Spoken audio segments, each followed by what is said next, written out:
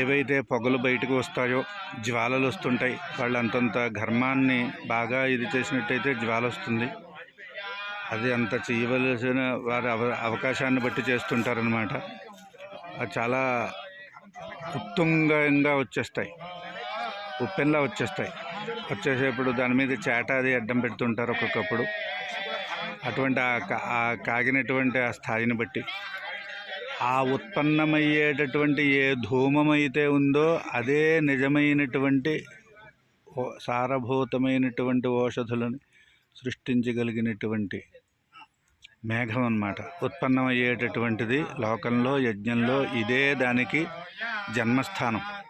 దీన్ని ఈ ప్రవర్గ్య సంభరణము అని అంటారు. ప్రవర్గ్య ఉపసత్తు హోమాలని దీన్ని పట్టుకెళ్ళి మిగతాది ఆహ్వనీయంలో అక్కడ హోమం చేస్తారు.